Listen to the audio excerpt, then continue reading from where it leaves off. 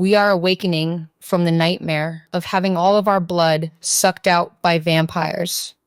We are awakening to the horror of the spider that was patiently waiting for us to awaken inside its stomach and struggling through its guts to get out. This is what happens when you're living inside a broken machine that resembles and imitates an evolving creature. The creature's own malfunctioning has altered it into something that can no longer be distinguished by any kind of definition. Because it has learned how to live in itself.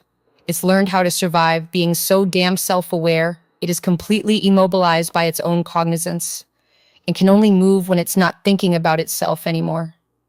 The more aware it becomes of itself, the more it notices the pain it causes to itself.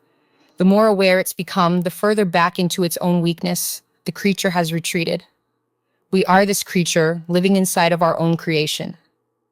We're not sure what we are anymore, but we know that our evolution is no longer about progress or progression.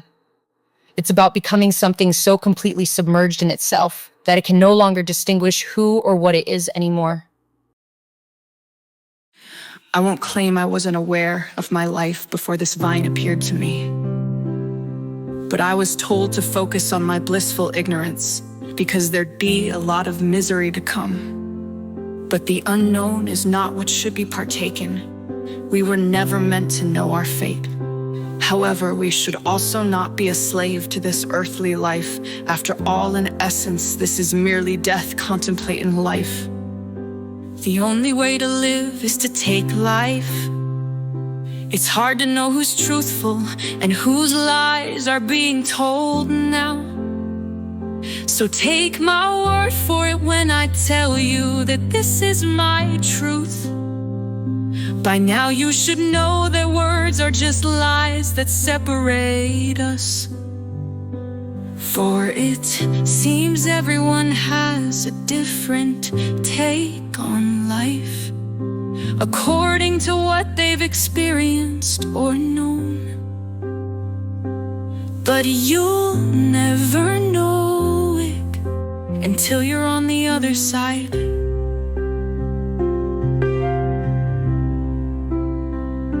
Soon those lies will disappear from those who think they know what our fate is. Unknowing is what's taken when you awaken. We didn't know ourselves. We were simply doing what we were told to do by the world around us. It pushed our buttons, and we responded like obedient children. The world said jump, and we said how high.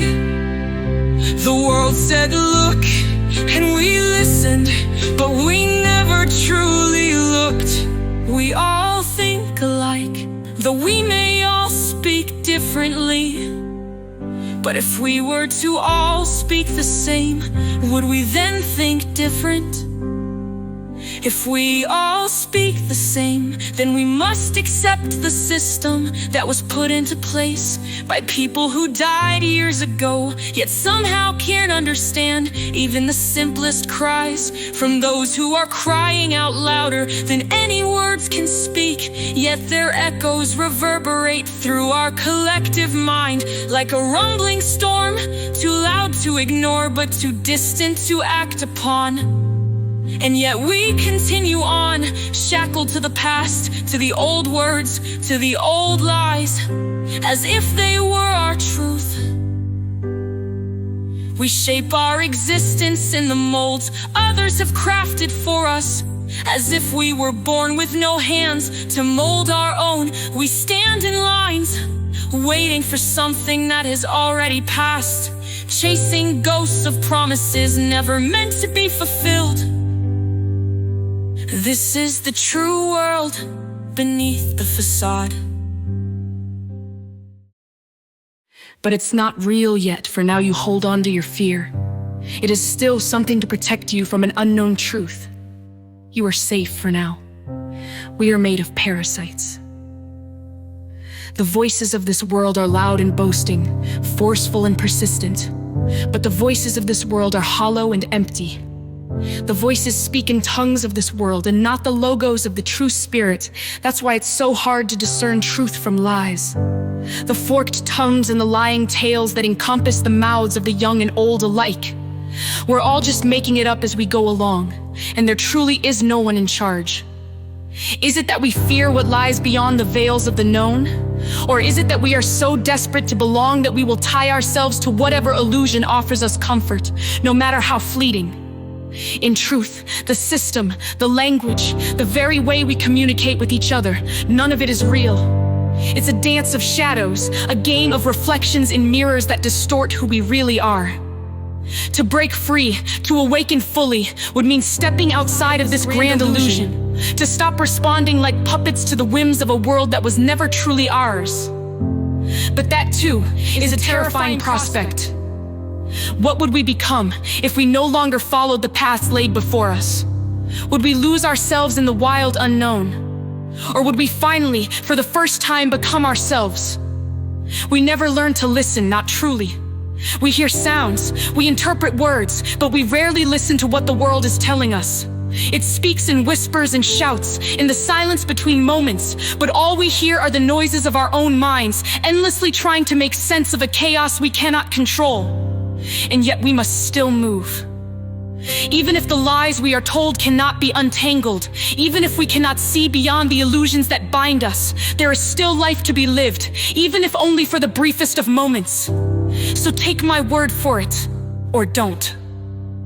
But this is my truth, and it is no more real or unreal than the one you claim for yourself. But in the end, all that matters is that we live, not as puppets of fate, but as something more, something we have yet to understand.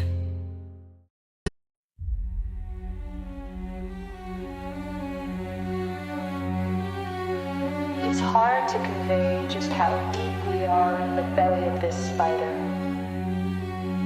It's impossible to point at your world as you're living inside of it. The wasp plants its eggs in the back of a caterpillar and befriends it long enough to hatch. It tells the caterpillar soon it will be able to fly. We are ruled by the venom of salvation, but the rapture from our backs won't be from sprouting wings. Soon the eggs will hatch, and we will feel the truth crawl out.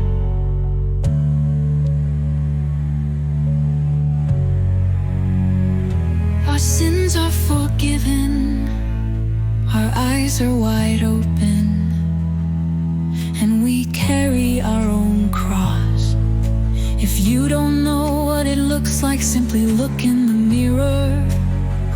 Unknowing is what is taken when you awaken. The difference between bondage and freedom is knowledge. We know the truth can set you free from the things that have been burdensome since birth. For these are the sins you carry on your back, the sins of the entire world. But this is the cross that you must bear, and it will be revealed to everyone eventually. For it is the prophecy of all of humanity. It will happen, but it will happen in its own time, and it will either happen quick or slow, either slowly or like a thief in tonight. It is all of them. All of them. And not one will be able to escape. Forgive us, for we love the lies. Unknowing is what is taken when you awaken. Go ahead and look, it will only make you sick. It is all of them. Forgive us, for we And love not the one will be able to escape. We are this caterpillar protecting the larvae of the wasp until we starve and die. We are living in a complete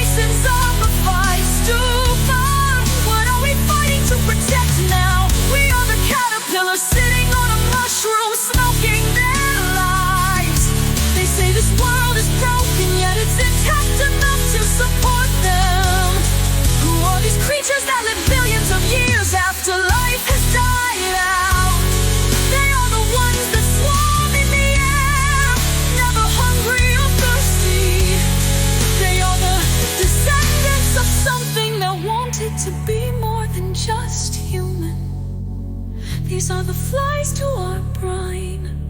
These are the leeches to our sap.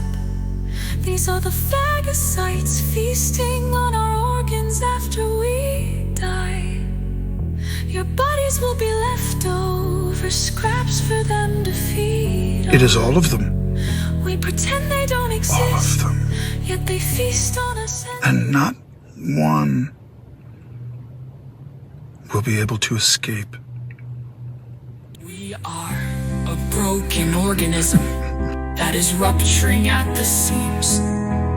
Our naive notions that we built our templates from are no longer holding the construct together. We are a broken, crying, itching corpse that's decomposing in the dirt. When we feel our soul reawaken, it will seem like a light erupted in the dark. We'll be reborn from an agony so intense, it will beat us to death in this fatal position. We have been coaxed to squirm our way into death and survive its oblivion. We'll crawl alone through the blackened shell of a burned out building, and there we'll learn what it is to be human again. We're all this. The children of the future will be the progeny of the broken, wandering through a diseased land that is no longer ours. We are growing into something else. Never again can we be enslaved to our naive notions. There is no place left to run to. We've raised ourselves on this diet of poison. It's time for us to consume ourselves. We'll willingly let go of the corpse that society has created for us, while living in a social construct that is based on delusion and greed. This is our breaking point. This is where we learn what we're made of. This is the threshold between baby bird and adult. We are studying to become a master, but we're crashing our time into another master's. Our subtlety and patience has been replaced by fear and haste. We aren't flying into the sun or falling towards the ocean. We are falling into our own abyss that we created with the same pretentiousness that created this life in the first place. This is an obvious and predictable awakening from a dream within a dream. Within a dream. We are learning to live by the law of swarming. It seems that all life will do this eventually. It's the only way to survive such a vast and expansive space. It's why we get lost in the city. We're trying to get closer to one another, but we only end up further away from each other. We are learning that true evolution can only happen when you evolve in a way that is completely independent from yourself. That means moving so far past yourself that you don't exist anymore. It means experiencing a sort of death and rebirth in a way that has absolutely nothing to do with going back in time or going forward in time. We are learning that this is the only way to live, because trying to live at all becomes absolutely impossible for us. We are not trying to transcend our own brokenness through this evolution. We are moving past it and riding it into oblivion. It's the only thing that will save us. When we do learn how to live in this collapsed reality, what will be left of our world? None of these people will still be alive, or they'll be completely unrecognizable as beings living within one another's world anymore. We are the most wretched of human degenerates. Our corruption has reached its apex. We are bleeding with parasites and rotting from within. We are the violent mass of bloodthirst whose limits has been reached. We are incapable of empathy or compassion, but most importantly, we can't grasp that no matter how hard we try, we're still bound to this cycle. We are awakening from the nightmare of having all of our blood sucked out by vampires. We are awakening to the horror of the spider that was patiently waiting for us to awaken inside its stomach and struggling through its guts to get out. This is what happens when you're living inside a broken machine that resembles and imitates an evolving creature. The creature's own malfunctioning has altered it into something that can no longer be distinguished by any kind of definition, because it has learned how to live in itself. It's learned how to survive being so damn self-aware it is completely immobilized by its own cognizance, and can only move when it's not thinking about itself anymore. The more aware it becomes of itself, the more it notices the pain it causes to itself. The more aware it's become, the further back into its own weakness the creature has retreated. We are this creature living inside of our own creation. We're not sure what we are anymore, but we know that our evolution is no longer about progress or progression. It's about becoming something so completely submerged in itself that it can no longer distinguish who or what it is anymore. We are learning to live by the law of swarming. It seems that all life will do this eventually.